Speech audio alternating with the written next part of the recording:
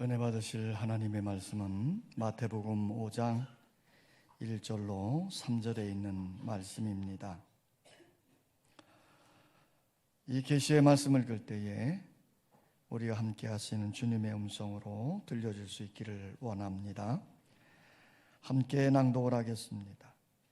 예수께서 무리를 보시고 산에 올라가 앉으시니 제자들이 나온지라 입을 열어 가르쳐 이르시되 심령이 가난한 자는 복이 있나니 천국이 그들의 것이며. 사람들은 복 받기를 참 좋아합니다. 제가 어릴 적 새해가 되면 집집마다 대문 앞에 복자를 크게 써 붙였습니다. 그리고 생활 공간에도 보면 이불에도 복자, 베개에도 복자, 방석에도 복자, 옷장 입구에도 복자, 국그릇, 밥그릇 안에도 복자, 심지어 세숫대 안에도 복자였습니다. 또 사람들이 신고 다니는 하얀 고무신 안에도 복자가 써 있었지요. 온통 복투성이었습니다. 이렇게 복을 좋아했는데 정작 사람들은 복이 어디에서 오고 또 누구에게 가야 복을 받는지는 전혀 알지 못하는 것입니다. 그래서 아무데나 아무에게나 가서 복을 달라고 빌었던 것이지요.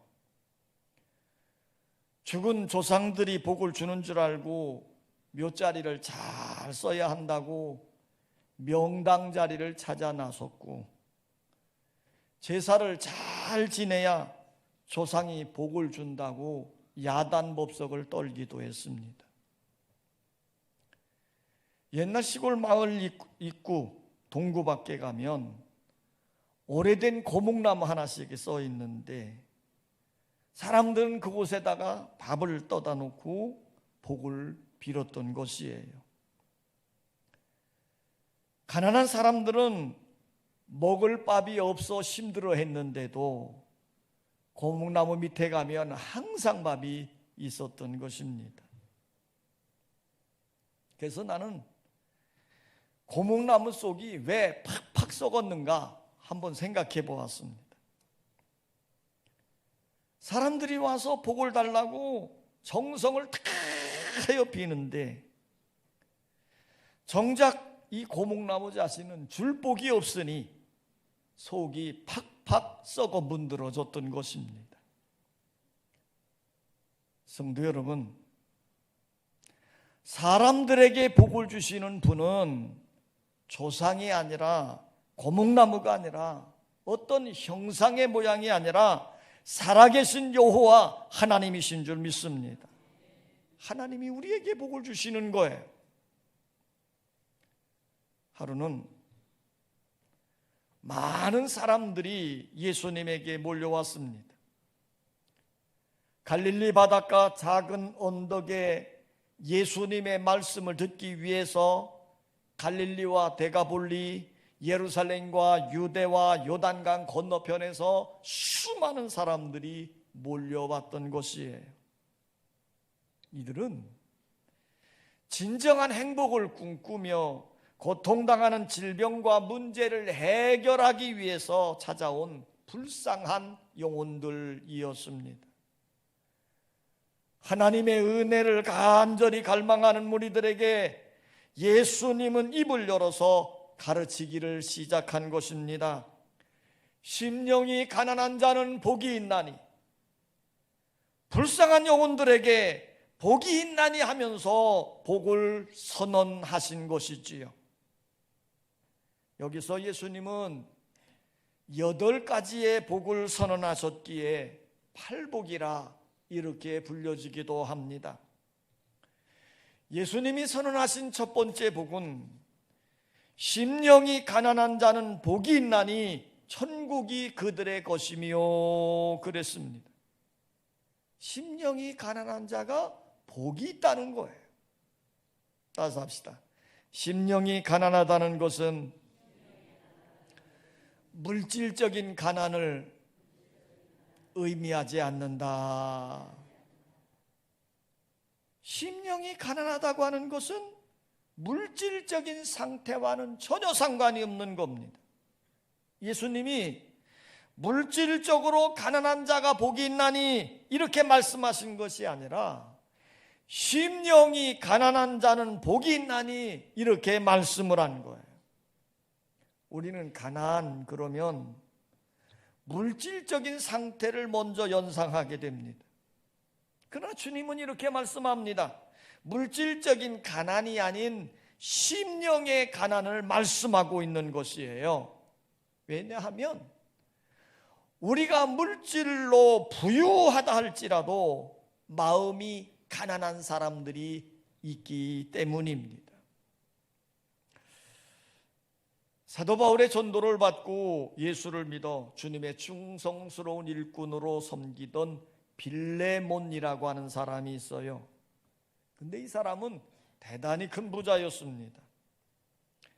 근데 빌레몬서에 보면 사도 바울이 이렇게 그에게 편지를 썼습니다. 내 집에 있는 교회에 편지하노니 그랬어요. 아마도 이 빌레몬이라는 사람은 예수를 믿고 난 뒤에 자기 집을 그냥 오픈해서 예배 처소로 사용했던 것 같습니다. 자, 이 일은 결코 쉬운 일이 아니에요. 차라리 돈을 내놓은 것이 훨씬 더 쉬운 일일 겁니다. 자기 집을 예배 처소로 내놓고 나면 그곳에 온갖 사람들이 몰려오는 겁니다. 그 중에는 가난한 사람들도 있을 거고요, 심지어는 종들도 있었을 겁니다. 또 많은 사람들이 몰려오다 보면 사생활에 침해를 받을 수도 있고 자기 집안이 매우 더럽혀질 수도 있는 거예요. 그러나 이 빌레몬이라는 사람은 자기 자신의 사생활보다도 자기 집에 들어오는 그 수많은 사람들의 영혼이 구원받고 그들을 섬기며 그들과 함께 찬양하며 믿음의 생활하는 것을 더 기쁘게 여겼던 사람이었습니다. 그러기에 그는 부자이면서도 그 심령이 매우 가난했지요. 또 물질이 가난해도 마음이 역시 가난하지 않은 사람들이 있어요. 이 사람들은 물질의 탐욕으로 마음에 꽉 사로잡혀 있기 때문에 그들은 마음이 가난한 자들이 아닌 것입니다. 오늘 예수님은 이렇게 말씀합니다. 심령이 가난한 자는 복이 있다고 위대한 선언을 하고 있는 거예요. 따라서 합시다. 심령의 가난은 영적인 가난을 의미한다. 예수님이 말씀하신 심령이 가난하다는 것은 물질적인 가난이 아닌 영적인 가난을 의미하는 것입니다. 그래서 성서학자 윌리엄 바클레이는 심령이 가난한 자는 복이 있나니 라는 말은 자신의 무기력함을 깨닫고 하나님께만 전적으로 의지하는 사람이 복이 있다, 이렇게 설명을 해 주기도 했습니다. 두 사람이 기도하러 성전에 올라갔습니다. 한 사람은 바리새인이었고 다른 한 사람은 세리였습니다. 바리새인은 자신의 의를 내세우면서 이렇게 기도했지요. 하나님이여, 나는 다른 사람들 곧 토색, 불의, 간음을 하는 자들과 같지 아니하고 이 세리와도 같지 아니함을 감사하나이다. 나는 일해에 2번씩 금식하고 또 소득의 11조를 드리나이다. 그랬어요. 한마디로 말하면 이 바리새인은 심령이 매우 부유한 자였습니다. 그는 자기의 의로 가득 차 있던 사람이지요. 그러니 이런 사람에게는 예수님이 필요하지 않았던 거예요. 그러나 세리는 달랐습니다. 세리는 고개를 푹 숙이고 멀리 서서 자기 가슴을 치며 이렇게 기도합니다. 하나님이여, 나를 불쌍히 여기소서. 나는 죄인이로소이다. 이 세리는 자신의 죄를 깊이 뉘우치며 하나님의 자비와 은총을 간구하였습니다. 이 세리는 심령이 가난한 자였지요. 그러기에 하나님의 자비와 은총을 구한 것입니다. 따라서 합시다. 심령이 가난한 자는 겸손하다. 심령이 가난한 사람은요, 자기 주제를 잘 알기에 늘 겸손합니다. 성 프란체스코의 전기 중에 나오는 이야기예요. 프란체스코의 제자 중 한 사람이 환상 중에 천국에 올라갔습니다. 천국에 가서 이곳저곳을 구경하고 있는데, 근데 천국에 보니까 한편에 크고 작은 보좌들이 쫙 있는 거예요. 근데 그 중에 유달리 크고 화려한 아름다운 한 보좌가 딱 있는 겁니다. 그게 눈에 띈 거예요. 그 보좌가 너무너무 아름답고 좋게 보여서 옆에 있는 천사에게 물어보았습니다. 이 보좌는 누구의 것입니까? 그랬더니 천사가 하는 말이 세상에서 가장 겸손한 프란체스코가 앉을 자리이다, 이렇게 말했어요. 이제 이 제자가 자기 스승인 프란체스코가 너무 높아지는 것 같은 생각이 들어서 시기심이 들고, 그래서 한편으로 그 시기하면서 프란체스코에게 이렇게 질문을 했습니다. 선생님은 자신을 어떤 사람이라고 생각하시는지요? 그 질문에 프란체스코가 이렇게 대답했어요. 나는 세상에서 가장 악한 사람이야. 가장 큰 죄인이지. 이 대답을 들은 제자가요, 큰 소리로 프란체스코에게 말하는 겁니다. 선생님, 그 말은 위선이고 거짓말이잖아요. 세상에는 얼마나 못되고 악한 사람들이 많이 있는데 성자로 불려지는 선생님이 그런 말씀을 하십니까? 그때 프란체스코가 이렇게 대답을 한 거예요. 자네가 나를 잘 몰라서 그런 거야. 나는 참으로 큰 죄인이야. 만일 하나님께서 내게 베풀어 주신 그 큰 은혜를 다른 사람들에게 베풀어 주었다면 그들은 나보다 훨씬 훌륭한 사람들이 되었을 걸세. 오늘의 내가 있는 것은 전적인 하나님의 은혜야. 얼마나 겸손한 고백입니까? 하나님은 겸손한 심령에게 은혜를 베풀어 주시는 거예요. 따라서 합시다. 심령이 가난한 자는 하나님의 부름에 자신의 부족함을 고백한다. 심령이 가난한 사람은 하나님 앞에서 내 자신이 아무것도 아닌 비천한 죄인임을 고백하는 것입니다. 하나님의 도우심이 없이는 나는 아무것도 행할 수 없다는 연약한 존재임을 고백한 자지요. 이스라엘 백성들이 하나님의 징계로 미디안의 침략을 받아서 7년 동안 지배를 받게 됐습니다. 그러니까 남의 나라의 지배를 받으니 얼마나 힘들었겠어요? 그래서 이스라엘 백성들이 이 고통스러움 속에서 하나님께 부르짖어 기도하는 겁니다. 그래서 하나님은 그 기도를 듣고 구원자로 기드온을 부르셨어요. 그때 기드온은 자신의 부족함을 느끼면서 하나님께 이렇게 부르짖었습니다. 주여, 내가 무엇으로 이스라엘을 구원하리이까? 보소서, 나의 집은 므낫세 중에 극히 약하고 나는 내 아버지 집에서 가장 작은 자니이다. 자신의 작고 연약함을 하나님께 고백한 거예요. 그때 하나님이 이 기도원에게 이렇게 대답을 합니다. 내가 반드시 너와 함께 하리라. 너는 안심하고 두려워하지 말라. 내가 죽지 아니하리라. 그러면서 이 기도원에게 용기와 사명을 다시금 불어넣어 주신 것이지요. 갈릴리 바닷가의 어부인 베드로는 적극적이고 자신감이 넘치는 사람이었습니다. 그러나 그가 전능한 예수님을 만나고 나서 예수님의 말씀을 듣고 순종했더니 엄청난 고기가 잡혀지고 난 다음에 예수님의 전능성 앞에 그는 무릎을 팍 꿇고 주여 나를 떠나소서 나는 죄인으로소이다 이렇게 고백을 합니다. 그때 예수님이 뭐라고 말씀합니까? 무서워하지 말라.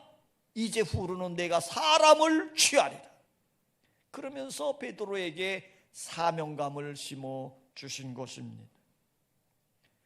이처럼 심령이 가난한 자는 자신의 부족함을 알고 겸손해지는 것이에요. 하나님은 이런 자에게 은혜와 능력을 주셔서 사명을 잘 감당하도록 도와주시는 줄 믿습니다. 따라서 합시다. 심령이 가난한 사람은 기도의 시간을 많이 가진다. 심령이 가난한 사람은 하나님을 절대적으로 의지하는 마음을 가집니다. 기도를 통해서 하나님과 신령한 교제를 가지고 자신의 부족함을 채워가는 사람이에요. 5만 번 이상의 기도 응답을 받았던 기도대장 조지 뮬러는 기도하는데 많은 시간을 들였던 기도의 사람이었지요. 그는 기도를 통해서 주님과 친밀한 영적 교제를 가졌습니다. 이런 조지 뮬러가 기도에 대해서 이렇게 고백을 했어요. 기도란 곧 하나님과 동행하는 삶이며 하나님과의 대화를 의미한다. 기도는 하나님과의 동행을 의미하고 하나님을 사랑한다는 고백이며 하나님을 믿고 의지한다는 고백이다. 기도는 인간의 생사복을 주장하시는 하나님 앞에 나아가 모든 즐거움과 모든 고민을 함께 나누는 것이다. 그러므로 기도보다 더 귀중한 것은 없고 기도보다 더 아름다운 것은 없다. 기도는 모든 삶의 중심이 되어야 하며 모든 삶의 시작과 진행과 마지막이 되어야 한다. 기도, 이것은 유일하게 하나님의 자녀만 누릴 수 있는 가장 소중한 특권이다. 심령이 가난한 사람은 기도를 통해서 하나님의 은혜를 구하며 돕는 손길을 구하는 것입니다. 왜냐하면 하나님의 은혜를 받아야 살아갈 수 있기 때문이지요. 따라서 합시다. 심령이 가난한 자에게 천국이 약속되어 있다. 오늘 예수님은 이렇게 말씀하셨어요. 심령이 가난한 자는 복이 있나니 천국이 그들의 것이요. 그랬어요. 심령이 가난한 자에게 주어지는 복이 있는데 어떤 복이에요? 천국이 주어지는 복입니다. 천국. 이 천국에 대해서 마가나 누가는 하늘나라 이렇게 표현을 했습니다. 이 나라라고 하는 의미는 뭡니까? 통치권이 미치는 곳이에요. 대한민국의 주권이 우리 국민들에게 미치는 곳이 대한민국이지요. 마찬가지로 천국, 하나님의 나라는 하나님의 통치권이 미치는 곳이 하늘나라입니다. 그러니까 하나님이 친히 다스리는 곳이 천국이다 이 말이에요. 내 마음에 하나님의 통치가 이루어지면 내 마음이 천국이 되는 것이고 내 가정, 내 교회에 하나님의 통치가 이루어지면 그곳이 천국이 되는 것이고 내 시간, 내 물질에 하나님의 통치가 이루어져야 천국의 삶을 살게 된다 이 말입니다. 하루는 바리새인들이 예수님께 질문을 합니다. 하나님의 나라가 어느 때 임합니까? 이때 예수님이 이렇게 대답을 하지요. 하나님의 나라는 볼 수 있게 임하는 것이 아니요 또 여기 있다 저기 있다도 못하리니 하나님의 나라는 너희 안에 있느니라 그랬어요. 그러니까 그리스도의 통치가 이루어지는 마음이 곧 천국이고 하나님 나라다 이 말입니다. 심령이 가난한 자에게는 하나님의 통치가 그 마음에 이루어지므로 그에게 천국이 임하는 줄 믿습니다. 하루는 영국 황제 루이스가 민정시찰을 나갔어요. 이제 백성들이 살고 있는 마을들을 쭉 다니는데 하루는 물레방앗간 앞을 지나가게 됐는데 그 물레방앗간 안에서 너무나도 아름다운 노래소리가 들려오는 거예요.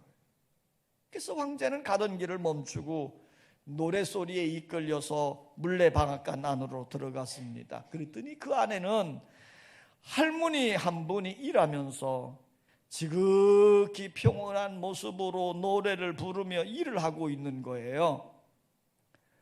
들어온 황제를 보고서 깜짝 놀란 할머니에게 할머니의 노래가 너무 아름답게 들려서 내가 그 노래를 들으려고 이 안에 들어왔습니다. 그랬더니 그 할머니는 부끄러운 듯 지금 얼굴을 좀 이렇게 좀 붉히면서 다시 노래를 부르는 겁니다.